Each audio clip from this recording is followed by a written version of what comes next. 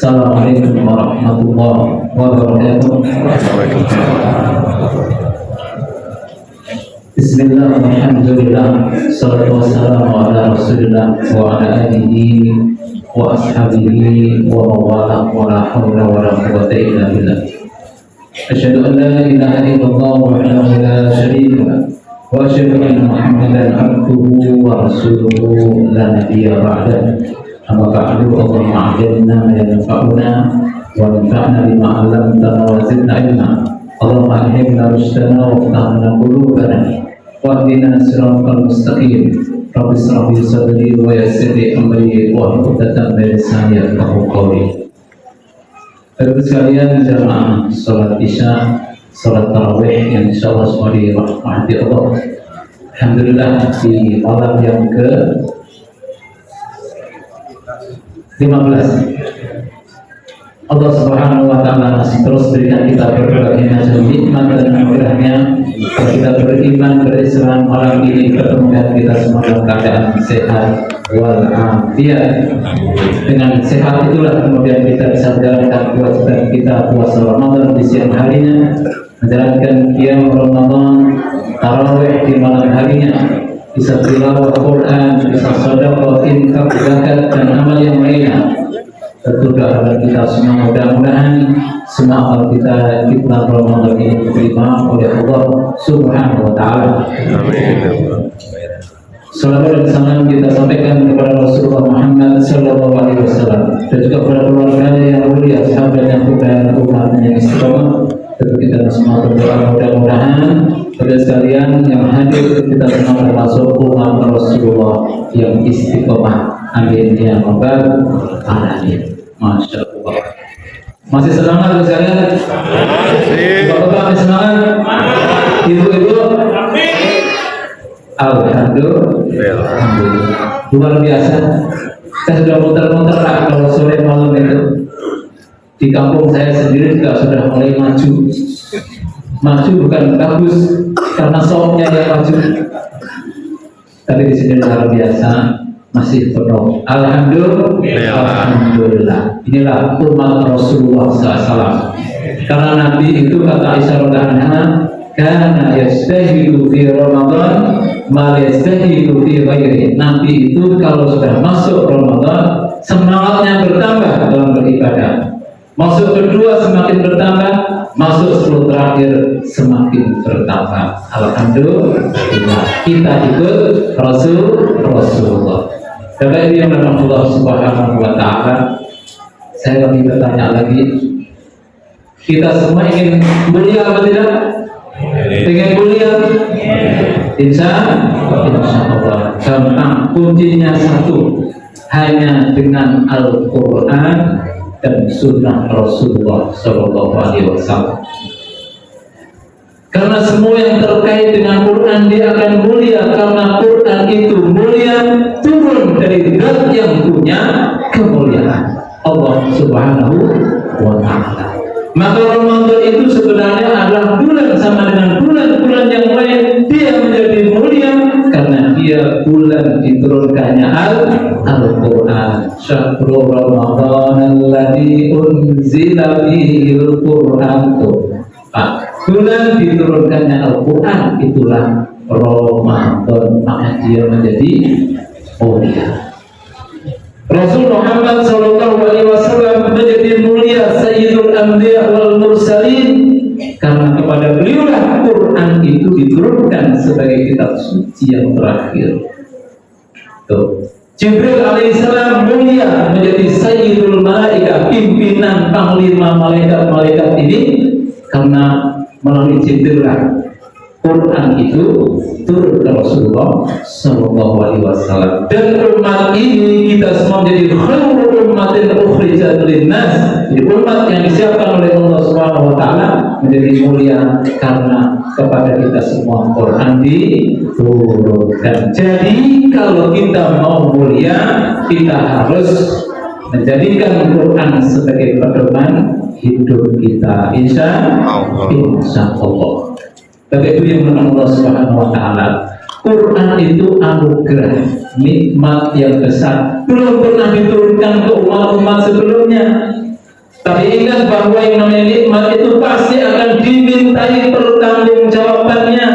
Ditanya kita nanti satu-satu oleh Allah tentang tanggung jawab kita terhadap Quran. Makanya Allah berfirman surat Az-Zukhruf itu, wa innahu ladzikrun laka wa liqaumika wa sawfa tus'alun. Sesungguhnya Quran itu ladzikrun laka, peringatan bagimu. Ada riwayat yang lain tafsirnya adalah syarafun, kemuliaan bagimu dan bagi umatmu wahai Muhammad, wa sawfa tas'alun, dan kalian semua akan ditanya, dimintai pertanggungjawaban atas Quran itu. Pertanyaannya, siap atau tidak kita ditanya Allah? Siap? Siap jawab? Siap. Harus siap. Nah, sebelum ditanya Allah nanti, kita tanya dulu sekarang tentang Quran ini, bagaimana kepedulian kita, interaksi kita dengan Quran ini kayak apa? Sudah berapa juz malam yang ke-15 ini? Halo, bapak-bapak, ada yang sudah hatam? Separuh? 15 juz sudah? Alhamdulillah. Ibu-ibu ada yang sudah hatam? Sudah, alhamdulillah. Ada yang kadang-kadang satu juz saja belum. Padahal juz jambu, juz mangga udah banyak. Tapi juz Qur'annya ini ketinggalan. Nah, jamaah Allah Subhanahu wa taala. Nah, oleh karena itu memang seperti itulah kondisi umat kita ini. Tidak semuanya punya kepedulian. Terbukti Nabi itu pernah mengadu kepada Allah Subhanahu wa taala tentang umat ini, ternyata mereka agak kurang peduli. Dalam surat Al-Furqan, a'udzubillahi minasyaitonir rajim. Wa qala ar-rusulu ya rabbi inna qaumi ittakhadhu hadzal qur'ana mahjura. Wa qala ar-rasul, dan Rasul Muhammad berkata, ya Rabbi, ya Allah, ya Tuhanku, inna qaumi, sesungguhnya kaumku ini ittakhadhu, telah menjadikan hadzal qur'ana, Quran ini mahjura, dihijrai, ditinggalkan, dicuekin, tidak diperhatikan. Itu kata siapa? Kata Nabi mengadu kepada Allah Subhanahu wa taala. Karena terbukti begitu, tidak ada kepedulian. Nah, jawab Allah Subhanahu wa taala, maka hukumul Quran, hak Quran itu ada 3 yang mestinya menjadi kewajiban kita untuk kita penuhi. Yang pertama adalah tilawatuhu, dibaca dengan benar. Yang kedua adalah tadabbur wa memahamihi, dan tadabburinya, memahami makna-maknanya. Yang ketiga al-amalu bihi, mengamalkannya. Kalau 3 hak Quran itu ditunaikan, diwujudkan, insya Allah Quran itu benar-benar jadi hudan linnas, petunjuk bagi manusia. Syahrul Ramadan alladzi unzila fihil Qur'an hudan linnas wa bayyinatin minal huda wal furqan. Jadi petunjuk. Masalahnya sekarang ada 3-tiganya itu belum terpenuhi dengan baik. Contoh tilawatuhu, misalkan membacanya, coba membacanya ini coba tahun 2023 sekalian, IIQ, Institut Ilmu Quran itu mengadakan riset. Nih, saya pernah membaca itu tercengang saya. Risetnya apa? Jadi duta huruf Al-Quran itu di Indonesia secara nasional itu mencapai 65%. Ngeri nggak? 65%. Itu yang hanya sekedar bisa baca. Yang sudah mengerti tajwid katanya, makhorijul huruf, kemudian mengerti sifat-sifat huruf, fasih gitulah pokoknya. Itu mencapai 72%. Nanti di Google, silakan. Tahun 2023. Kayak begitu, Pak. Ternyata kita ini darurat buta huruf Quran. Tapi kita nggak pernah berpikir itu, soalnya sudah beres semuanya. Saya tuh sempat terbengongkan atau tergabungkan itu kenapa? Saya itu karir saya itu mengajar Quran maksudnya. Awalnya itu tafsir di beberapa mahat-mahat tuh ngajar Quran sampai berbusa-busa itu. Belum teman-teman juga mendirikan mahat-mahat markas master Quran. Sekarang markas-markas tahfidz itu kan di mana-mana. TPA di mana-mana, tapi masih 2023 masih 65% itu yang bisa baca saja, yang fase 72% itu masih belum bisa. Oleh karena itu luar biasa, berarti darurat buta huruf Quran. Ini ditanggung jawab kita semuanya untuk tidak berhenti mengajarkan Quran ini kepada masyarakat. Alhamdulillah sekarang anak-anak sudah mulai lancar. Mungkin itu generasi tuanya lagi deh. Karena sekarang kan anak-anak kecil bagus-bagus bacaannya. Generasi Belandanya, milenial, kolonialnya ini masalah mungkin. Yang sekarang belajar alur gitu. Nah ini yang harus kita perhatikan. Itu baru tilawahnya. Kalau diriset bagaimana pemahamannya, wah, jangan-jangan 90% nggak ngerti yang banyak. Mau baca aja 65% sampai 72% buta huruf itu. Nah terus memahaminya kayak apa? Itu pertanyaan besar. Coba Allah Subhanahu Wa Taala. Nah seringkali pemahaman itu jika tanpa guru yang benar pun akan terjadi kesesatan. 2 hari yang lalu tuh Pak, Qadarullah. Kalau orang yang bilang atau Qadarullah itu, saya tuh ketemu orang aneh. Orangnya pakai jubah besar, rambutnya panjang, pakai imamah. Di Ramadhan hadits al-mu'minin. Ketika saya menjadi imam, saya tengok di samping itu lagi diskusi ternyata. Dia minta orang katanya. Saya lihat lagi diskusi. Nah anehnya saat komat mau sholat bersama-sama dia pergi. Saya mikir ini kiai kok seperti ini. Nah penasaran lagi saya ketemu lagi di Pertamina situ pelumas orang yang sama. Lagi diskusi juga dengan orang-orang itu. Pas komat mau saya mau jadi imam dia pergi juga. Saya habis sholat itu mikir ini siapa orang? Nah, anehnya lagi itu di malam keduanya itu ujung-ujung nanti kan? Ujung-ujung tiba-tiba orang ini ada di depan rumah saya. Ini bisa bukan fiktif, di beneran. Kalau nggak percaya, tanya anak saya. Saya penasaran di malam pertama, kemudian siangnya ketemu lagi, tapi dia nggak melihat saya. Ujung-ujung di depan rumah saya.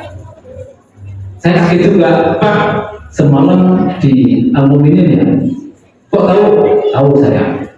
Tadi siang di mana ini di Pertamina ya, kok tahu saya tahu. Nah di situ dia nyodorin saya itu lembaran 5. Dan saya mampir motor nih silahkan dibaca. Saya bilang kebanyakan baca begituan, isinya apa? Silahkan. Kata dia pertama apa? Kami ini Qur'aniyin. Akunya begitu. Quran itu adalah orang-orang yang hanya berpegang teguh dengan Al-Quran. Saya tanya, terus sunnahnya gimana? Kami nggak pakai sunnah. Saya jawab, Anda dalam kesalahan yang nyata. Saya tanya lagi, yang kedua apa isinya? Yang kedua, kita itu kalau tasyahud hanya baca asyhadu an la ilaha illallah titik. Gak pakai syahadat Nabi. Saya tanya, kenapa begitu? Ulama ngajarin begitu? Kata dia, kalau kita pakai syahadat Nabi katanya syirik. Saya bilang, Anda dalam kesesatan yang nyata. Sudah 2 nih sesat nih. Yang ketiga kata dia, Quran itu tidak asli. Quran itu tidak asli. Kenapa tidak asli kata dia? Dia tidak percaya dengan perawi sanad Quran ini. Saya bilang, Anda yang ketiga ini juga dalam kesesatan yang nyata. Jadi dia intinya adalah ingkar sunnah, mengingkari sunnah Rasulullah SAW. Makanya kalau orang itu berpegang Allah, dia berpegang teguh saja dengan Quran, berarti itu Islam tanpa bentuk. sholatnya juga nggak jelas, makanya dia nggak sholat tuh. Kita komen dia pergi. Karena apa? Karena Quran yang mengatakan wa aqimus sholat wa atuz zakat. Dirikanlah sholat dan bayar zakat. Tidak. Penjelasan tentang takbiratul ihram, kemudian doa iftitah, sujud, rukuk, i'tidah dan seterusnya itu ada di sunnah Nabi Muhammad Sallallahu Alaihi Wasallam. Berarti betul dia itu enggak sholat ternyata. Nah, berarti dia baca Quran karena enggak ngerti. Quran dia wa atiullah wa atiur rasul wa ulil amri minkum. Taat Allah, taat Rasul. Taat Rasul itu adalah orang menjalankan sunnah qauliyahnya, sunnah fi'liyahnya, sunnah takririahnya. Nah, inilah namanya kesesatan. Maka saat itu saya katakan, Pak, ini Ramadan. Bapak muter-muter begini, saya ketemu dan 3 kali mendakwahkan kesesatan. Tobat, saya katakan, tobat demi Allah. Ini kesalahan, ini adalah kesesatan. Saya cinta Anda kepada Allah Subhanahu Wa Taala. Tapi dia senyum karena apa? Kata dia, saya yakin ini kebenaran. Saya yakin dari mana itu kebenaran? Kata guru saya. Anda harus berguru. Kalau nggak bisa saya dikasih tahu, saya kasih nomor MUI. Kebetulan teman saya di sana ada namanya Pak Fadil Nafis, itu teman kelas. Kemudian juga ada Asronian, profesor, itu juga teman. Sik nomor nih. Nggak mau juga. Sudah kalau begitu, idhab ya syaitan dan lain lain. Pergi wahai setan, kayak begini ngajak orang sesat. Awas nanti kalau muter-muter di sini. Saya suruh kelas kamu duduk pakai sandal. Nah itu kan, akhirnya pergi Pak lari deh. Nah itu apa Pak? Karena dia baca Quran tapi nggak paham. Nah oleh karena itu perlu kita ngaji itu sama guru yang benar. Jangan belajar sendiri, sekalipun baca Quran harus juga dipahami dengan benar. Jadi baca dengan benar, yang kedua memahami dengan benar, yang ketiga mengamalkan dengan benar. Nah sekarang kalau di persentase lagi, bagaimana pengamalannya? Wah berat lagi. Membaca itu cuma 65% itu apa namanya yang buta huruf, belum lagi pemahamannya, belum lagi mengamalkannya. Maka mesti banyak istighfar, astagfirullah, rabbal baraya, astagfirullah, minal khotoya. Banyak sahabatnya tentang Al-Quran. Maka oleh karena itu kita sebagai muslim yang benar belajar Quran dengan baik, baca dengan baik dan amalkan. Insya Allah itu akan menjadi hudan linnas, hudan lil muttaqin, petunjuk bagi seluruh manusia, dan akan menjadi petunjuk lebih khusus lagi bagi orang-orang yang bertakwa. Siap insya Allah? Siap belajar Quran? Siap. Alhamdulillah. Demikian saya kira tafsir sermon ini mudah bermanfaat. Kurang lebih maaf. Subhanallah wa bihamdika, asyhadu an la ilaha illa anta, astaghfiruka wa atubu ilaik. Assalamualaikum warahmatullahi wabarakatuh. Waalaikumsalam.